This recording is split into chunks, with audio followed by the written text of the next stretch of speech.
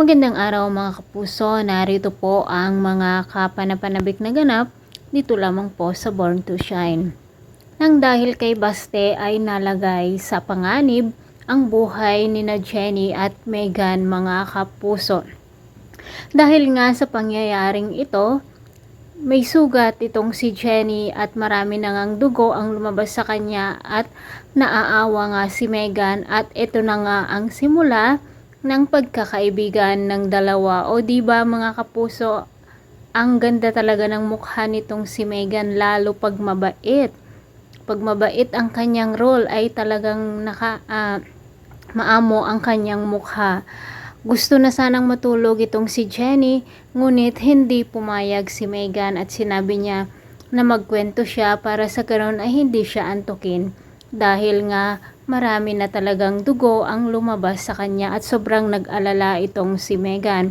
Makikiusap siya dito sa dalawang ng hostage sa kanila. Napakawalan na sila dahil kailangan ni Jenny na mapunta sa ospital, ngunit hindi pumayag ang dalawa. Tumawag naman ang kapatid ng isa dito sa dalawang lalaki at dito nga sinabi ng lalaki na kailangan nila ng sasakyan para makatakas at kailangan nila ng first aid kit. Dito na nga sobrang nag-alala lalo sina Dara at Minchi kung sino ang nasaktan sa kina Meghan at Jenny. Mga kapuso, dahil nga dito, ito ang dahilan kung kaya't nakapasok ang mga pulis dito sa kinaroroonan ni na Jenny at Meghan.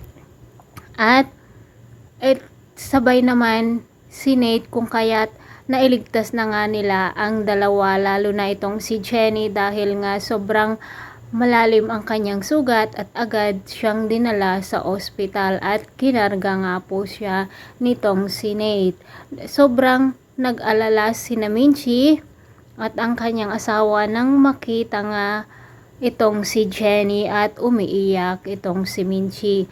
Mga kapuso, nag-alala din si Dara dito kay Jenny pati ang kanyang mga kasamahan dito sa Yumi dahil nga sa nangyari kay Jenny.